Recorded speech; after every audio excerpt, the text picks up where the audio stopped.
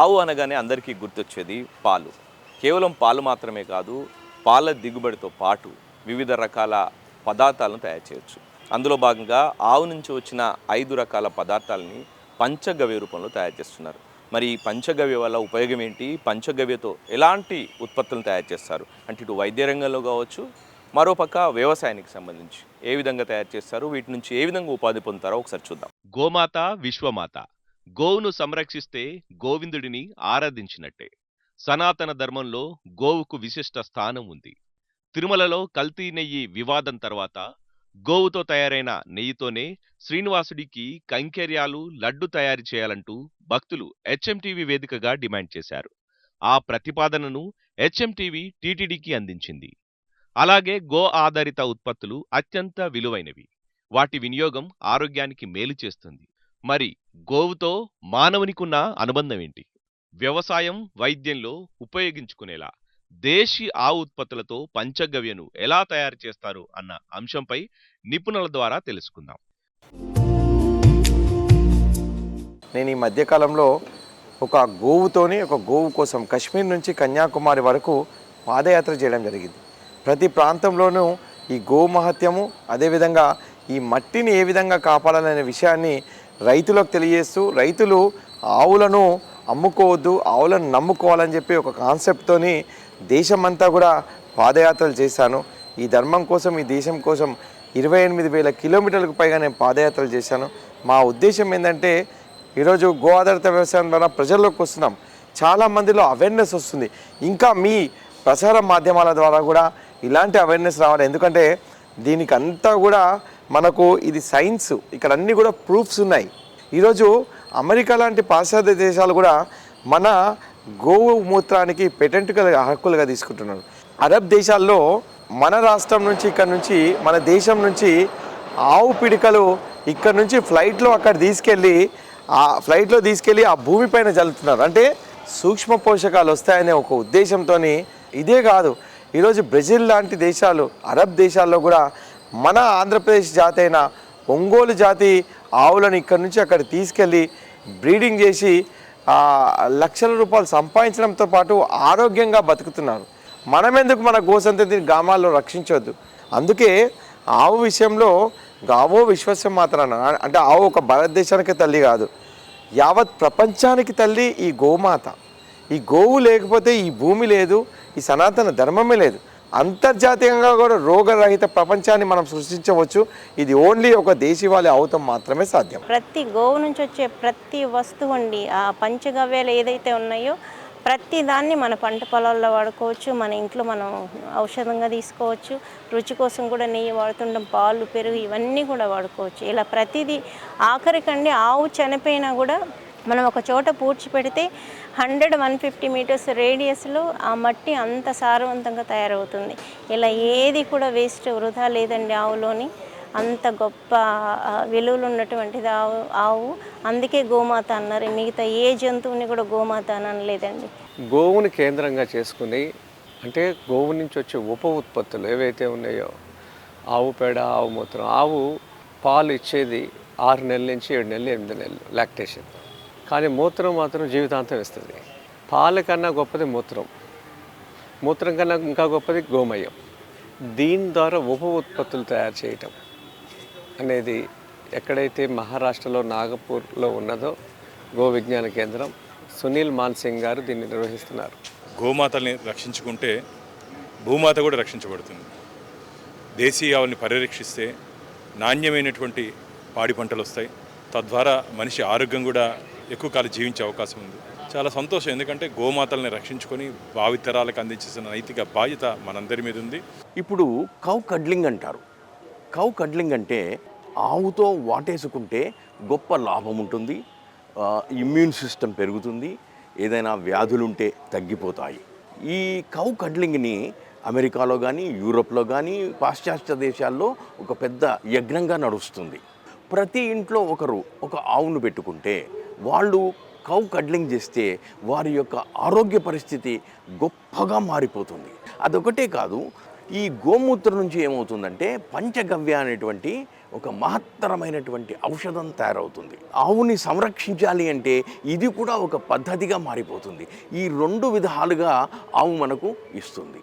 అన్నిటికి మించి పంచగవ్య, క్యాన్సర్ లాంటి పెద్ద పెద్ద వ్యాధులకి వాటికి కూడా ఉపయోగించవచ్చు అని కొత్తగా వినిపిస్తుంది. సో దాని గురించి ఏమంటారు? అది సక్సెస్ఫుల్గా పనిచేస్తుందా? అంటే ఇప్పుడు మనమే పనిచేస్తుంది, కాకపోతే అందులో ఆ క్యాన్సర్ ఇచ్చినటువంటి ఆ ఔషధంలో ఆ తత్వం ఉన్నటువంటి రసాయనం ఏదో తెలియదు మనకు. దాన్ని నిర్ధారించాలి. ఆ తర్వాత దాని యొక్క మోతాదు ఎంతో తెలుసుకోవాలి, అది నిర్ధారించాలి. ఆ తర్వాత దాన్ని చెప్తే అప్పుడు మనకు ముందు మంచిగుంటుంది. ఇది జనరల్ ప్రొసీజర్. ఇవన్నీ నిర్ధారించుకుంటూ పోతే, ఒక డాక్యుమెంట్ తయారు చేసుకుంటూ పోతే అది తరతరాలుగా పనిచేస్తుంది. ఇంటికి ఒక గృహంలో ఒక గోవు అనేటువంటిది ఉపయోగించుకోగలిగితే ఆ ఇల్లు చాలా ఆరోగ్యకరంగా, ఆనందదాయకంగా, అన్ని విధాలా కూడా ఉపయోగంగా ఉంటుంది. కాబట్టి ఈ ప్రపంచవ్యాప్తంగా ఈ గోవుల్ని మనం కాపాడుకోవాలి. ఒక ఆవు నుంచి ఒక మనిషి ఎంతలాగా ఇన్కమ్ జనరేట్ చేసుకోవచ్చనో లేకపోతే ఇంకోటి ఏదో కాకుండా అసలు మనిషి బతకడానికి ఆవు ఏ రకంగా సహాయపడుతుంది. పుట్టిన తర్వాత వెంటనే అది గోమయం ఇస్తుంది, గోమూత్రం ఇస్తుంది. గోమూత్రం నుంచి మనం మందులు చేసుకోవచ్చు, లేదా ఎరువులు చేసుకోవచ్చు. ఇదొకటి ఉపయోగం. ఆవు పుట్టినప్పటి నుంచి చనిపోయేదాకా పాల నుంచి కానీ, గోమూత్రం నుంచి కానీ, గోమయం నుంచి కానీ అన్నిటి నుంచి మనకి ఎకనామికల్గా హెల్ప్ చేస్తుంది తప్ప ఆవు ఎవరికి బర్డన్ కాదు. ఒకప్పుడు పాడి పంట అనేది ఉండేది. ఎందుకు రైతులు అమ్మేస్తున్నారు? వాళ్ళకి పంటలో నష్టమైంది కాబట్టి వాళ్ళు అమ్మేస్తున్నారు. నా సజెషన్ ఏంటంటే వాళ్ళకి గైడెన్స్ లేక మన వాళ్ళు అమ్మేస్తున్నారు. ఒక ఆవు 5 ఎకరాల పంట పండిస్తుంది సార్. గో ఆధారిత ప్రోడక్ట్స్ చేస్తే పంచగవ్య ట్రీట్మెంట్ ఇవ్వచ్చు, పంచగవ్య ప్రోడక్ట్స్ తీసుకోవచ్చు. ఏ విధంగా అయినా సరే అది 100% లాభసాటి. సాధారణంగా ఆవు పాల నుండి వచ్చే ఆదాయం కంటే రైతుకు ఆవు పాలతో పాటు ఆవు పేడ, ఆవు మూత్రంతో రకరకాల ఉత్పత్తులను తయారు చేయవచ్చు. ఈ ఉత్పత్తులను ప్రత్యేకంగా మార్కెట్ చేసుకునే అవకాశం ఉంది. మరి ఇందుకు సంబంధించి ఎలాంటి స్టార్టప్లు మొదలు పెట్టవచ్చు, అందులో ముఖ్యంగా మహిళలకు సంబంధించి ఏ విధంగా వీటిని ఉపయోగించుకోవచ్చు? మనం ఆరోగ్యానికి ఎంత దూరం అవుతున్నాం అనేది ఎవరు ఆలోచించట్లేదు. ఇవాళ పల్లెల్లోకి వెళ్ళినా కూడా నేను రీసెంట్గా ఒక 3 ఎకరాలు కొని నేను అందులో ప్రకృతి వ్యవసాయం చేస్తున్నాను. ఆ విలేజ్ ఏదైతే ఉందో అక్కడ ఆ ప్రాంతంలో చూస్తే ఎవరింట్లో చూసినా కూడా గోవులు ఉండట్లేదు, వ్యవసాయం లేదు.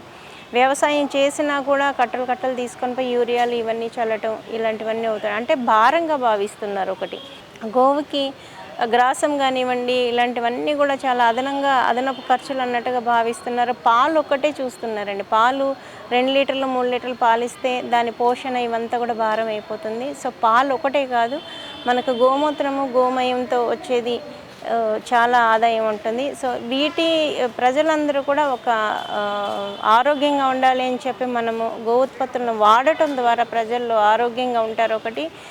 ఒక కుటుంబం నెలకి 1 కిలో నెయ్యి తీసుకొని గో ఉత్పత్తులు ఏదైనా కూడా దీపాలు కానివ్వండి, లేకపోతే అగరొత్తులు కానివ్వండి, ఏదైనా కానీ వాడితే కనుక ఒక ఆవును బ్రతికించిన వాళ్ళు అవుతారు. సో ఇది అందరిలో రావాలి. అమెజాన్ లాంటి పెద్ద పెద్ద సంస్థలు పేడను అమ్ముతుంది, మనకు క్లియర్గా అనిపిస్తుంది. అక్కడ రైతన్నతో ముక్కుయి అది కొనేసుకుంటారు, ఇక బయటికి పంపిస్తారు. దానికి వాల్యూ యాడ్ అవుతుంది. వాళ్ళకి తెలుసు ఎలా అమ్మాలో, ఎంత అమ్మాలో. మన రైతన్నకు తెలియదు, మన ఆర్డినరీ సిటిజన్కు తెలియదు. ఆవును పెంచడం ఒక ఎత్తు అయితే, ఆ పెంచిన ఆవు ద్వారా మనం ఉత్పత్తులను తయారు చేసుకోవడం, వాటిని మార్కెట్ చేసుకోవడం, ఇవన్నీ చాలా ముఖ్యమైన. దీనికి ఏం చేయొచ్చు అంటే మన గవర్నమెంట్ గారు ఒక చిన్న సెల్ లాగా తయారు చేసి, ఈ cell should interact with all the people who are working అని. Because they cannot spend time. వాళ్ళకంత సమయం ఉండదు ఇవన్నీ నేర్చుకోవడానికి. ఈ విక్రయం ఏంటిది, మార్కెటింగ్ ఏంటిది, ఇవన్నీ వాళ్ళకి తెలియదు కనుక ఒక చిన్న సెంటర్ పెడితే వాళ్ళు తీసుకొని మీడియం పర్సన్ గవర్నమెంట్ తరఫున వీళ్ళు బయటకు, that will be very useful. Sir, కొంతమంది మాట్లాడినట్టు నిజంగా ఆవు పాల కంటే, రైతుకు ఆవు పాలు అమ్ముకోవడం కంటే వాటికంటే ఎక్కువ ఆవు మూత్రం, పేడ నుంచి తయారు చేసిన ఉత్పత్తుల నుంచి ఎక్కువ లాభం వచ్చే అవకాశం ఉంది. అంటే కేవలం ఆవు పాలు ఇచ్చేది 6 నెలలే, కానీ 6 నెలలు మించి సంవత్సరం అంతా ఉత్పత్తుల మీద వచ్చే అవకాశం ఉంది. సో దీన్ని ఉపాధిగా మలుచుకుంటే ఎట్లా ఉంటుంది అంటారు ఇప్పుడున్న యూత్కి కానీ, లేకపోతే ఒక స్టార్టప్ లాగా కొత్తగా? అస్సలు ఏంటంటే ఈ విసర్జన పదార్థాలు ఉన్నాయి కదా, ఆవుమూత్రము, గోయము, ఇవి 2 ఎక్కువగా వాల్యూ ఉంటుంది. ఎందుకంటే మీరు ఇప్పుడు ఆవు యొక్క బొమ్మ చూసేస్తే లక్ష్మీ నివాసము ఎక్కడ ఉంటుందంటే పృష్ఠ భాగంలో ఉంటుంది. మనం ఇప్పుడు ఆవును మొక్కితే వెళ్ళి తోక భాగంలో మొక్కుతాం మనం, విచ్ ఈజ్ రేర్. అక్కడ లక్ష్మీదేవి స్థానం ఉన్నది అందువల్ల. అంటే లక్ష్మీదేవి స్థానం అక్కడ ఉన్నదంటే ఏమి, ఆ గోమూత్రము గోమయంకు వాల్యూ ఉండాలి. ఈ వాల్యూ ఇలా తీసుకురావాలి. ఒక ఇన్స్టిట్యూట్ లాగా పెట్టి ఈ వస్తువులన్నీ అందుబాటులో తీసుకొస్తాం, దాన్ని సరళంగా అర్థమయ్యేటట్టు అక్కడ విద్యార్థులకు నేర్పించడం, ఒక కేంద్రంగా తయారు చేయాలి. ఆవు నుంచి ఇన్ని ఉత్పత్తులు అవుతున్నాయి. ఒకవైపు 5 దొంతల పంట 5 లేయర్ మోడల్ పాలేకర్ గారిది ఏదైతే ఉందో అక్కడ ఒక మోడల్ తయారు చేస్తాం 5 ఎకర్లోనే. అది నేర్చుకునే వాళ్ళు అది నేర్చుకుంటారు. అలాగే గో ఉత్పత్తులు నేర్చుకునే వాళ్ళు గో ఉత్పత్తులు నేర్చుకుంటారు. అలాగే పంచగవ్య నేర్చుకునే వాళ్ళు పంచగవ్య నేర్చుకుంటారు. ఇలా ఈ 3 సమీకృతంగా ఒక చోట కానీ చేయగలిగితే ఎక్కడికో వెళ్ళాల్సిన అవసరం లేదు. ఆవు నుంచి వచ్చే గవ్యములు అంటే గోమూత్రము, గోమయం, పాలు, వీటి నుంచి ఇవే కాక పెరుగు, నెయ్యి, ఈ 5 ఐటమ్స్ని కలిపి మనము పంచగవ్యలు అంటారు. దీని నుంచి మనకు ప్రతిరోజు వాడుకునే కొన్ని ఐటమ్స్, మనం ఉదయాన్నే పళ్ళు తోముకుంటాము. వాటికి సంబంధించి మార్కెట్లో వివిధ రకాల పేస్టులు ఉన్నాయి. అన్నీ కూడా రసాయన హానికరమే. దానికి సబ్స్టిట్యూట్గా మనము పంచగవ్యలో భస్మంతో తయారు చేసినటువంటి పళ్ళపొడిని వాడుకోవచ్చు. గోమయం పౌడర్తో చేసినటువంటి, ముల్తాని మట్టి కలిపినటువంటి ఎన్నో రకాల బాత్ పౌడర్లు, దాంతోపాటు సబ్బులు మన దగ్గర ఉన్నాయి, మనం తయారు చేసుకోవచ్చు. దాంతోపాటు ఫేస్ ప్యాక్లు, ఇలాంటి చాలా రకాల ఐటమ్స్ మనం తయారు చేసుకోవచ్చు. వీటితో పాటు ఇంకా ఐ డ్రాప్స్, ఇయర్ డ్రాప్స్, ఇంకా పంచగవ్య నసిక అంటారు. నసిక వచ్చేసి మనకు తల భాగంలో ఎలాంటి ప్రాబ్లమ్స్ ఉన్నా, మెదడుకు సంబంధించి ఎలాంటి ప్రాబ్లమ్స్ ఉన్నా కానీ మనము చాలా తేలికగా తక్కువ ఖర్చులో మనము తగ్గించుకోవచ్చు. వేదాలని మనం రెఫరెన్స్ తీసుకుంటే కనుక ఈ శరీరం అనేది పంచతత్వాలతో ఏర్పడింది. అంటే అగ్నితత్వం, వాయుతత్వం, జలతత్వం, భూమితత్వం, భూమితత్వం, ఆకాశతత్వం. ఈ పంచతత్వాలలో ఎప్పుడైతే ఇంబ్యాలెన్సెస్ వస్తాయో, హెచ్చుతగ్గులు వస్తాయో, ఆటోమేటిక్గా మనిషి అంటే మానవులకు మనకి అనారోగ్యాలు రావడం జరుగుతుంది. అయితే ఈ అనారోగ్యాలకి మూలాల నుంచి క్లియర్ చేయాలి అంటే ఈ పంచతత్వాలలో ఏ తత్వంలో మనకి ఇంబ్యాలెన్స్ వచ్చిందో ఆ తత్వాన్ని బ్యాలెన్స్ చేయవలసి వస్తుంది. అవి ఎలా బ్యాలెన్స్ అవుతాయి? చాలా సింపుల్ అండి. గోవు నుంచి వచ్చిన పంచగవ్యాలు ఏవైతే ఉన్నాయో వాటిని మనం తీసుకోవడం వల్ల మన శరీరంలో ఉన్న పంచతత్వాలు ఇంబ్యాలెన్స్ అనేవి క్లియర్ అవుతాయి. గోవుతో కేవలం ప్రొడక్ట్సే కాకుండా మెడిసిన్స్ కూడా తయారు చేయొచ్చు. రకరకాల రోగాలకు వాటిని ఉపయోగిస్తూ వాళ్లకు స్వస్థత చేకూర్చడం అనేది జరుగుతుంది. ఈ పంచగవ్యాల్లో మెయిన్ ఏమంటే అన్నిటికన్నా ప్రధానం గోమూత్రం.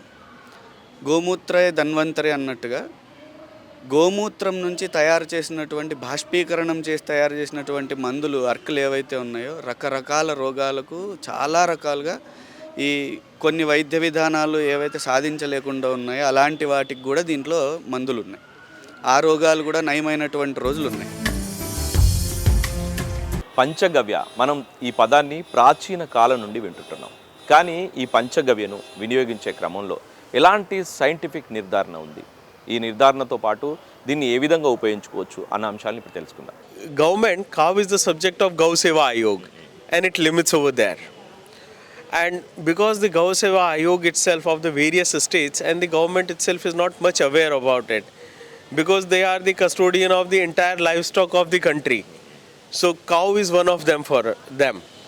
So I think the scientists, the community which are dedicated for the cow, they are the major custodian and they are coming forward now. Like this Panchagavya Vidyapeetham, they are coming up for the therapeutic applications of the urine, cow dung. Me as a scientist, me as an entrepreneur coming up with the value chain of the cow dung. Similarly, the dairy sector is quite mature. So actually the real stakeholders on the ground, they are trying to do the more publicity and awareness about the people. ప్రపంచంలో ఆవు అంటే Jersey అయిన ఆవే, దేశీ అయిన ఆవే. మన దేశీ ఆవుకి ఇంకా దాని values ఎక్కువ ఉంటాయి కాబట్టి దాని రీసెర్చ్ లెవెల్లో ఇంకా డెప్త్ వెళ్తే బాగుంటుందని నా ఉద్దేశం. అదే యూనివర్సిటీ లెవెల్లో వస్తే ఇంకా డెప్త్ క్వశ్చన్స్ వస్తాయని. అది తక్కువ ఖర్చుతోటి ఎక్కువ లాభాన్ని క్యాన్సర్తో సహా పోగొడుతుంది. అంటే తగ్గదు అనే సమస్యనే లేదు. ఫస్ట్ ఆవును రక్షించాలి అనేది, ఆవును రక్షించాలి అంటే పేడతోటి ఒక వేస్ట్గా పడేసే దాంతో మొక్కలకు వేసుకోవచ్చు. అంటే ఎరువుల బదులు ఇవి వాడుకుంటున్నాము. మళ్ళీ తర్వాత అదే ధూపం వేస్తున్నాం. ఒక్క చుక్క ఆవు నెయ్యితోటి 1 టన్ను ఆక్సిజన్ ఉత్పత్తి అవుతుంది. ఇది సైంటిఫిక్గా ప్రూఫ్ అయింది. ఈ బడ్జెట్ సమావేశంలో ఏంటిది, ఆయుర్వేద ఒకటి, ఆ తర్వాత ఆయుష్ అనేది డిపార్ట్మెంట్ ఓపెన్ చేయడం అనేది, ఆ తర్వాత గో సంబంధిత సిద్ధాంతము ఆ గో సంబంధితమైనటువంటి జ్ఞానాన్ని కూడా ఇంప్రూవ్ చేయాలి అని చెప్పేసి వచ్చేసి దానికి ఒక బడ్జెట్ కేటాయించాలి. అప్పుడు అది ఆ తర్వాత ఎలా దాన్ని మీరు చేస్తారో అని అడుగుతారు. హౌ యూ అంటే అప్పుడు చెప్పాలి డిఎస్టీ ఉంది, డిబిటీ ఉంది, యూజీసీ ఉంది, సిఎస్ఐఆర్ ఉంది, ఐసీఎంఆర్ ఉంది, బీఏఆర్సీ ఉంది, అంటే బీఆర్సీ అంటే అటామిక్ ఎనర్జీ కూడా ఉంది. ఇవన్నీ ఉన్నాయి కనుక మనం వీటితో సంబంధం పెట్టుకుంటే అవన్నీ ఫండింగ్ ఏజెన్సీస్ వాళ్ళు చూసుకుంటారు. ఇంకా అప్పుడు ఇవాల్యుయేట్ చేస్తారు ఆ ప్రపోజల్ని, ఆ సైంటిస్ట్కు ఇచ్చేస్తారు, గ్రాంట్ ఇస్తారు, అప్పుడు ఆయన రీసెర్చ్ చేయొచ్చు. ఇది పద్ధతి, మూలమైన పద్ధతి. వరల్డ్ హెల్త్ ఆర్గనైజేషన్ ప్రకారము 4200 డిసీజెస్ ఉన్నాయి. కాబట్టి పంచగవ్య విజ్ఞానం అనేది మనకి పంచకోశ సిద్ధాంతానికి, సప్తధాతువులకి, త్రిదోషాలకి, త్రిగుణాలకి సమన్వయం చేసి ఒక వ్యక్తికి ఎటువంటి ఇంటిగ్రల్ అప్రోచ్లో హెల్త్ అనాలిసిస్ చేస్తే వాళ్ళకి మంచి మెరుగైనటువంటి పంచగవ్య మెడిసిన్ ఇవ్వగలుగుతాము. అధిక పాల దిగుబడులు సాధించే క్రమంలో రైతులు ఎక్కువగా విదేశీ బ్రీడ్స్ని ఎక్కువగా పెంచుకుంటున్నారు. అందులో జెర్సీ ఆవులను పెంచుతున్నారు. మరి ఈ క్రమంలో ఈ అంతరించిపోతున్న ఆవులను ఎలా రక్షించుకోవాలి, ఆ రకాలు ఉన్న పోషకాలేంటో మరింత వివరంగా తెలుసుకుందాం. గురుజీ, ఇప్పుడు ఈ జాతీయ సదస్సులో భాగంగా అంటే ఎలాంటి కార్యక్రమాలు నిర్వహిస్తున్నారు, దీనివల్ల ఉపయోగం ఏంటి? इस कार्यक्रम का मुख्य उद्देश्य है गाय का सस्टेनेबल मॉडल पूरे विश्व में खड़ा करना. गाय हमें क्या क्या दे सकती है, इन सभी का एप्लीकेशन लोगों को बताना. और उसमें जो सबसे बड़ा विषय हमारा होता है वो होता है चिकित्सा शास्त्र का. आज पूरी दुनिया बीमारियों से त्रस्त है, ग्रस्त है, और सबसे बड़ा खर्च एक जो स्पेशली मिडिल फैमिली की बात करूं तो उसके इनकम का एक बड़ा हिस्सा मेडिकल पर खर्च हो रहा है. गाय आधारित पंचगव्य चिकित्सा खड़ा करने के बाद ये समस्या का समाधान पूरे विश्व में मिल सकता है. और इसीलिए यह सम्मेलन जो है प्रति वर्ष भारत के अलग अलग राज्यों और अलग अलग तीर्थ स्थलों पर किया जाता है. ये जो सम्मेलन है 13वां सम्मेलन है. आंध्र प्रदेश का हमने चुनाव किया और आंध्र प्रदेश की जो पवित्र भूमि है तिरुपति, उसका चयन किया है. అసలు పంచగవ్య అంటే ఏంటి, ఈ పంచగవ్య ఎలా పనిచేస్తుంది? Our body is a composition of 5 compound element. Soil is a compound element, water, fire, air and sky, this 5 compound elements से हमारा ये फिजिकल बॉडी बना है. तो एनी डिसबैलेंस जब इस फिजिकल बॉडी में होता है उसका मुख्य कारण होता है डिफिशियंसी ऑफ एलिमेंट्स. तो जैसे ही हम एलिमेंटल डिफिशियंसी को पूरा करते हैं वो बीमारियां ठीक हो जाती है. गाय हमें यही 5 कंपाउंड एलिमेंट देती है ऑन बायोटिक फॉर्म. तो गाय के जो गव्य हैं जो बायोटिक फॉर्म में कंपाउंड एलिमेंट है, जब हम इसका भक्षण करते हैं, ग्रहण करते हैं, तो हमारे बॉडी का एलिमेंटल डिफिशियंसी ख़त्म हो जाता है. और एलिमेंटल डिफिशियंसी ख़त्म हो गया तो बीमारियां परमानेंट ख़त्म हो जाती है. रीअक्रेंस की कोई संभावना यहाँ पर नहीं बनती है. इसलिए दुनिया में जितनी बीमारियाँ हैं सबका रेमेडीज़ పంచగవ్య के पास है. మీరు చెప్పినట్టు ఈ విధంగా తయారు చేసిన పంచగవ్యను అంటే ఎలాంటి వ్యాధులకు ఉపయోగిస్తారు? More than 300 of formulations we are teaching into these courses, not 1 or 2. ఇప్పుడున్న పరిస్థితుల్లో అంటే దేశ ఆవులకు సంబంధించి పూర్తిగా అంతరించిపోతున్నాయి. మరి ఈ క్రమంలో ఈ పంచగవ్యను తయారు చేయడానికి అంటే కేవలం దేశీ ఆవు మాత్రమేనా, దేశీ ఆవుతో పాటు ఫారిన్ బ్రీడ్స్ జెర్సీ ఆవులను కూడా ఉపయోగించవచ్చా? This is cow. We can't say cow. Cow is a totally different animal. Maybe Holstein, Friesian, Jersey and cross. That is not cow. That is cow. Okay, we are working on the cow. That is the Indian breeds, I can say. From sun, not only light rays come, some invisible energy also comes. That invisible energy received by the cow only, not by cow. ప్రస్తుతం cancer లాంటి పెద్ద పెద్ద వ్యాధులకు కూడా ఈ పంచగవ్య పనిచేస్తుందని అంటున్నారు. So దాని పనితీరు ఏ విధంగా ఉంటుంది? Everything is curable. Every year we publish the medical bulletins. You can see the this year medical bulletin. Lot of cancer patient has totally cured. Even in Andhra Pradesh and Telangana, lot of cancer people succumb. Those hospitals rejected. They have told another 3-4 months your life is there, go and stay. Usually that type of patient only come on the Panchagavya and they become fully cured and they live more than 10 years and 15 years. Lot of example you can see in our bulletin. ప్రస్తుతం ప్రజల్లో ఈ పంచగవ్యకు సంబంధించి ఈ అవగాహన కోసం ఎట్లాంటి కార్యక్రమాలు చేస్తే బాగుందంటారు? Yeah, very less awareness. I will tell you. Allopathy, what is the life? 250 years they have established this medical science. Okay, modern Ayurveda also 200 years. Ancient Ayurveda, long ago. Go to the homeopathy, they are working from last 225 years. Okay, Unani also more than 100 years. What is the life of Panchagavya? We have started this 2011 as a medical course. So only 13 years. And in that 13 years, it is, I think, good improvement, good awareness. Lot of people knows about the Panchagavya. సాధారణంగా మెడికల్లో అంటే ఏదైనా ఒక మందు మనం ఇచ్చే ముందు లేకపోతే ఒక ట్రీట్మెంట్ ఇచ్చే ముందు దానికి ఒక పర్టికులర్గా ఒక డోస్ ఉంటుంది. మరి ఈ పంచగవ్యకు సంబంధించి డోస్ విధానం ఎట్లా ఉంటుంది? ఒకవేళ వాటిని చేసుకోలేకపోతే ఏ విధంగా ఎలాంటి సమస్యలు రావచ్చు? Panchagavya is the Shastriya formula, but there was no specific expert to deal this Panchagavya. That's why Panchagavya Vidyapitham Kanchipuram has started the medical course, and till this year we have crossed more than 8,000 Panchagavya experts in all different states, and we are teaching this course on 11 Indian languages. రైతులకు వ్యవసాయంలో ఏ విధంగా వినియోగించుకుంటున్నారు అంటే దాని ప్రాముఖ్యత ఏంటో చెప్పండి. Farmer also can do this because farmers, they are having sufficient knowledge to grow the organic food grains, vegetable and everything, and this is possible only with the help of AU. So already they have AU, but they have to learn little bit the medical science, human anatomy, physiology, how it is working, and compositions of gavya and herbs. And see, no need higher education to learn this. In our Vidyapitham, teach everybody. Those who can write clearly, read clearly, speak clearly, it's enough to learn the Panchagavya medical science. And there is no age bar. ఆవు పుట్టుక మొదలు తన చివరి జీవితం వరకు అది ఏ విధంగా జీవిస్తుంది, ఈ జీవిత కాలంలో మనిషికి ఏ విధంగా మేలు చేస్తుంది, వీటితో పాటు ఈ గోవులను ఏ విధంగా సంరక్షించాలన్న అంశాల గురించి గో సంరక్షకులు, రైతులు, వాటితో పాటు నిపుణులు వీరందరూ ఏమంటున్నారో ఒకసారి తెలుసుకుందాం. వీరితో పాటు టీటీడీ కానీ లేకపోతే వివిధ స్వచ్ఛంద సంస్థలు ఏ విధంగా కృషి చేయాలో ఒకసారి మాట్లాడదాం. సో గో ఆధారితం అనేది గవర్నమెంట్స్ కూడా కానివ్వండి ప్రతి ఒక్కరికి అవేర్నెస్ ఇవ్వాలి. కనీసం చేస్తున్న వాళ్ళనైనా ప్రోత్సహిస్తే మేము చాలా మటుకు మా సొంత పనులు వదులుకొని మేము అవేర్నెస్ ప్రోగ్రామ్స్ చాలా చేస్తున్నాం. గవర్నమెంట్ తీసుకురావచ్చు. ఈ మధ్య ఎరువుల కోసం చాలామంది పోట్లాడుకున్నారు. నేనైతే ఇది ఒక శుభ పరిణామం అని అనుకున్నాను. ఎందుకు అనంటే రైతుల్లో కూడా అటువైపు వెళ్ళి కెమికల్స్ వాటి కోసము పాకులాడకుండా కనీసం సరే ఒక ఆవును పెట్టుకుంటే మన ఇంట్లో గోమూత్రం ద్వారా మనం వ్యవసాయం చేసుకోవచ్చు అనే ఆలోచన అట్లీస్ట్ అప్పుడైనా కలిగిందేమో అని అనుకుంటున్నాను నేను.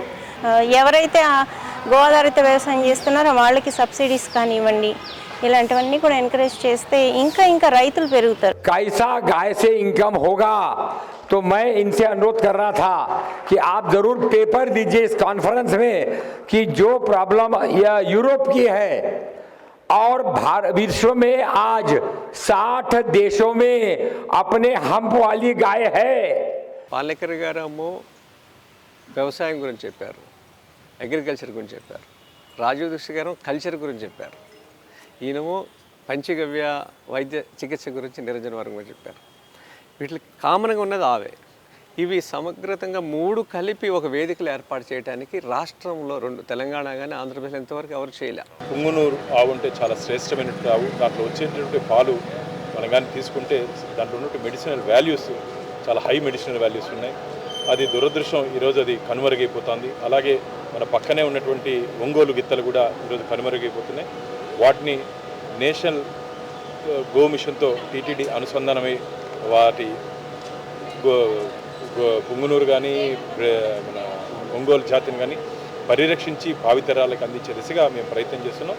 ఆ ప్రయత్నంలో ఖచ్చితంగా మేధావులతో అందరితో ఒకసారి మాట్లాడి ఏ విధంగా దాన్ని కాపాడుకోవాలి, ఏ విధంగా కాపాడి మన భావితరాలకు అందించాలో ఆ విధంగా మేము ముందుకు పోయేదానికి మేము ప్రణాళికలు సిద్ధం చేస్తాం. గోమాతలని నమ్ముకునే డైరీ ఇండస్ట్రీ, దాన్ని నమ్ముకునే ఈరోజు మొత్తం చిత్తూరు జిల్లాలో సగానికి సగం రైతాంగం దాని మీద ఆధారపడి మేము బ్రతుకుతున్నాం. కానీ దురదృష్టం ఈ జెర్సీ ఆవులు అవన్నీ వచ్చిన కారణంగా దేశీయ ఆవుల ఉత్పత్తి తగ్గిపోతుంది. దేశీయ ఆవుల ఉత్పత్తిని పెంచుకోవాల్సిన బాధ్యత మనందరి మీద ఉంది. విదేశీ వద్దు స్వదేశీ ముద్దు అనే నినాదంతో మనం కానీ ముందుకు పోతే, ఇప్పుడే నాకు ఒక మిత్రుడు కూడా ఇచ్చారు, ఇలాంటి ఉత్పత్తులు చాలా చేయొచ్చు. అట్లాంటి ఉత్పత్తుల్ని మనం సోపులో కానీ, అగరబత్తిల్లో కానీ, షాంపూల్లో కానీ చేసుకొని మనం ప్రజల్లోకి తీసుకొని వెళ్తే ఖచ్చితంగా ఈ మల్టీనేషనల్ కంపెనీస్ని ఎదుర్కొని నిలబడే సత్తా మనకుంది. టీటీడీ రాబోయే రోజుల్లో దేశీయ గో సదస్సు నిర్వహించాలని చెప్పి మేము ప్రణాళికలు సిద్ధం చేసుకుంటున్నాం. గోధారిత వస్తువుల మీద ఒక అవగాహన తీసుకుంటూ దాని ట్రైనింగ్, ఒక స్కిల్ డెవలప్మెంట్లో దాన్ని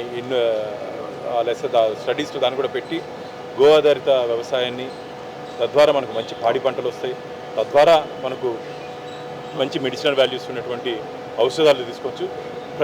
ప్రజల ఆరోగ్యం కూడా మనం పెంచే అవకాశం ఉంది. కాబట్టి ఆ దిశగా మేము ప్రయత్నం చేస్తామని మేము ముందుకు పోతున్నాం. ప్రకృతి సిద్ధంగా గో ఆధారితంగా చేసే వాళ్ళకి మాత్రం ఎట్లాంటి సబ్సిడీలు కానీ ఎట్లాంటి ప్రోత్సాహకాలు లేవు.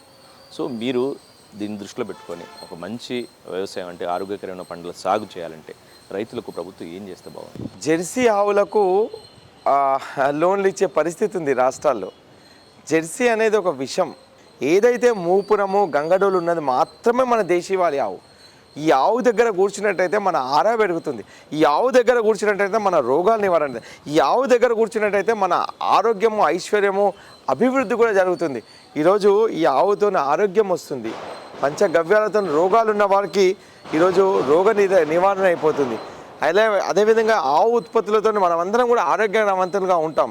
మన లైఫ్ స్పాన్ పెరుగుతుంది. కాబట్టి ఉన్న 4 రోజులు సంతోషంగా ఉండాలంటే ఇలాంటి ఉత్పత్తులను, ఇలాంటి ఆహారాన్ని, ఇలాంటి వైద్యాన్ని మనందరం చేసుకోవాల్సిన బాధ్యత మనందరిపై ఉంది. వైద్యంతో పాటు గోదావరిత ఉత్పత్తులు కూడా ఇప్పుడు తయారు చేస్తుంది. వాటిలో నిజం చెప్పాలంటే చాలా ఉపయోగాలు ఉన్నాయి. కానీ ఎందుకు అంత అవేర్నెస్ రావట్లేదు? కాకపోతే అంటే స్మెల్ వల్ల అండి. అంటే చాలాసార్లు మనకి ఏంటంటే ఈ షాంపూస్, సోప్స్, అర్కులు ఉంటాయి కదా, ఆ స్మెల్ వల్ల మనకి ఇది అవుతుంది. దాని విలువ పోకుండా ఆ వాసన, అంటే గోవుని ప్రేమించే వాళ్ళందరూ ఎటువంటి వాసన దాన్ని సువాసనగానే భావించి తీసుకుంటారు. కానీ న్యూట్రల్ పర్సన్స్ మందుల రూపంలో వాడాల్సి వచ్చినప్పుడు వాళ్ళు అవస్థపడుతున్నారు. కాబట్టి ఆ వాసన పోగొట్టే విధానం మనం చూడాలి. తిరుమల తిరుపతి దేవస్థానంతో గోశాల నిర్మాణం చేయాలి హైవే మీద. ఈ రోడ్ల మీద తిరిగే ఆవులన్నిటికీ అక్కడ షెల్టర్ ఉంటుంది. పేడంతా ఒకే చోట సేకరిస్తాం వల్ల అక్కడ ఇలాంటితో పాటు ధూప్ స్టిక్స్, లాక్స్ తయారు చేయాలి, పెద్దవి కట్టెలు. దీనివల్ల ఏంటంటే దహన సంస్కారాల హిందూ ధర్మంలో టైర్లతో కాలుస్తున్నారు, కార్బన్ డైఆక్సైడ్ పెరుగుతుంది వాతావరణంలో.